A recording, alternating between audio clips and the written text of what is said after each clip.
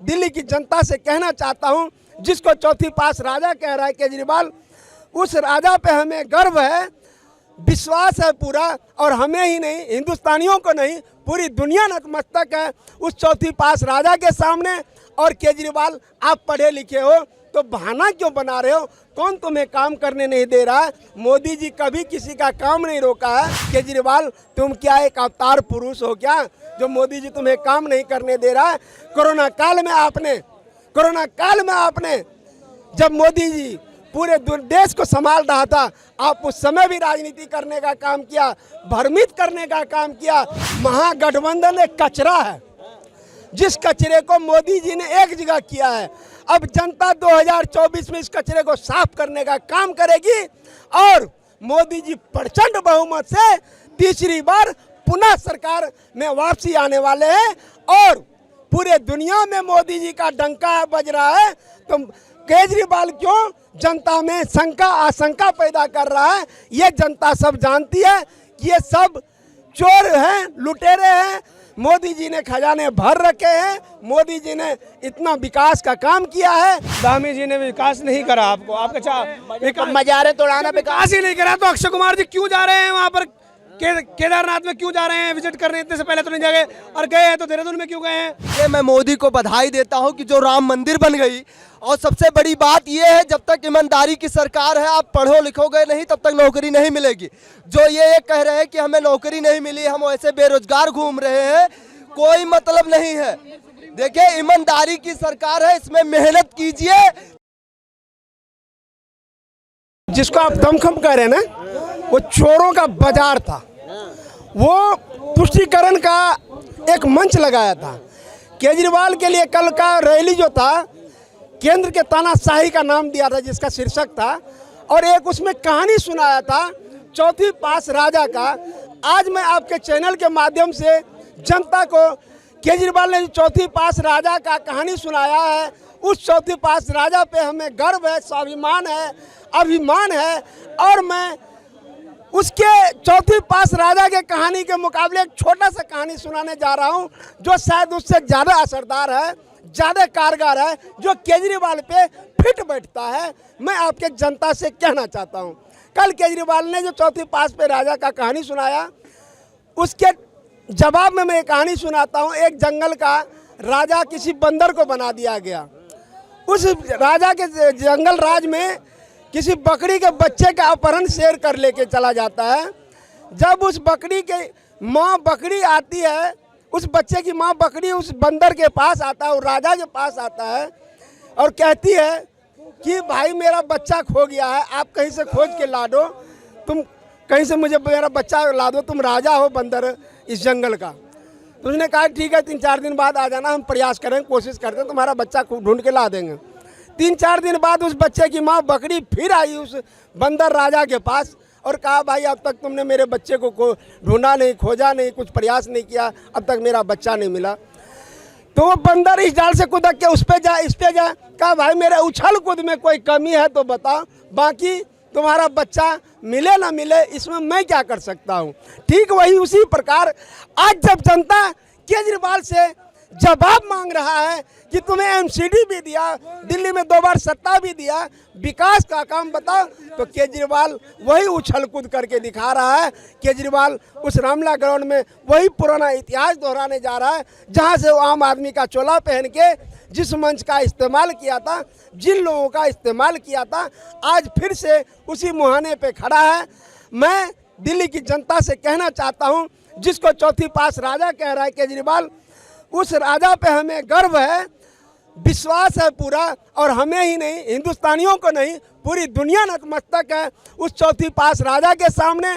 और केजरीवाल, आप पढ़े लिखे हो तो बहाना क्यों बना रहे हो? कौन तुम्हें काम करने नहीं दे रहा है? मोदी जी कभी किसी का काम नहीं रोका है। और भी अन्य विपक्षी पार्टियां हैं, चाहे कुछ भी इल्ज़ाम लगा ले, लेकिन ये इल्ज़ाम नहीं लगाता कि मोदी जी हमें काम नहीं करने दे रहा है। मोदी जी काम करने वाले हर विपक्षी का इज्जत करता है। उड़ीसा का बिजू पटनायक है, सबसे बड़ा नीतीश कुमार गद्दार निकला। कभी आपने ये नहीं देखा होगा कि मोदी जी ने नीतीश कुमार के पीछे कोई ईडी सीआईडी लगा दिया है, उसके काम रोकने का कोशिश किया। केजरीवाल तुम क्या एक अवतार पुरुष हो क्या, जो मोदी जी तुम्हें काम नहीं करने दे रहा है।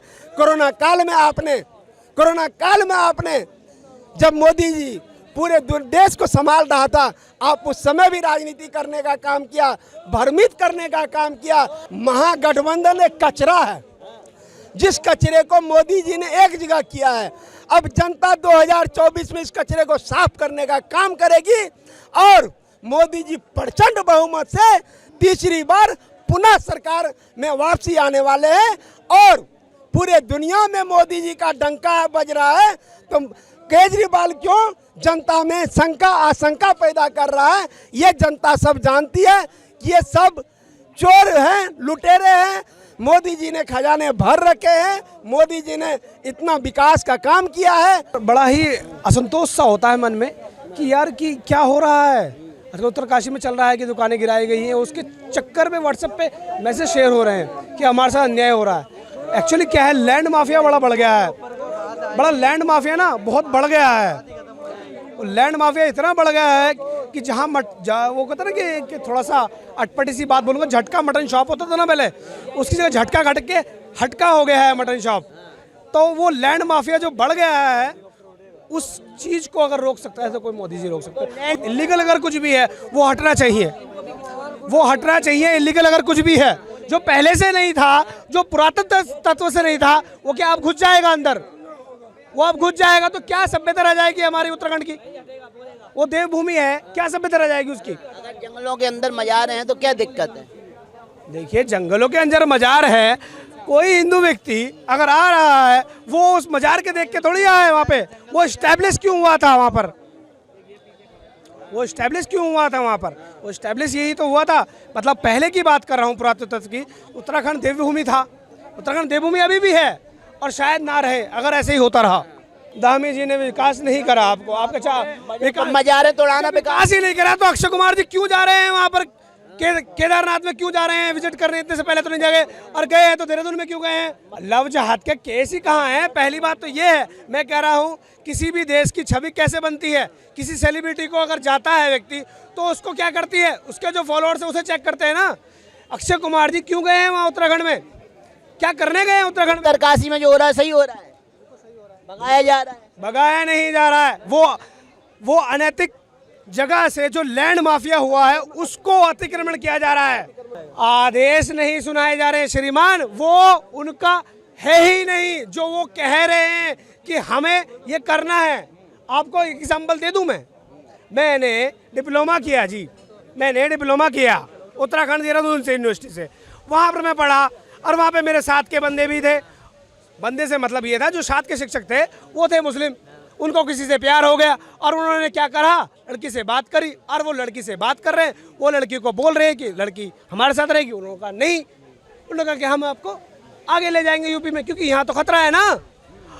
यानी कि केवल एक लड़की से पूछा गया कि हम आपको दूसरी जगह ले जाएंगे, क्या यूपी में। उस टाइम कहाँ थी योगी आदित्यनाथ की सरकार, नहीं थी ना, उस टाइम थोड़ी नहीं थी। 2001 में थी क्या, नहीं थी ना। अगर हम नहीं कर रहे हिंदू, अच्छा बताइए दिल्ली में कितने हिंदू नाई हैं, कितने हिंदू नाई हैं। 2% भी नहीं, 2% भी नहीं, और होंगे भी ना, बार बार भी होंगे। तो उनका किराया आज टाइम 500 रुपए है बाल काटने का। इस टाइम दिल्ली में अगर तुम चले जाओ 500 रुपए से कम के लिए काटते ना, स्टाइलिश काटते ना, फुरफुरे से बाल हर कोई कर रहा है। ऐसे भी होते हैं, थोड़ा सा मजा सा आता है, स्टाइल होता ना, उसका है 500 रुपए किराया।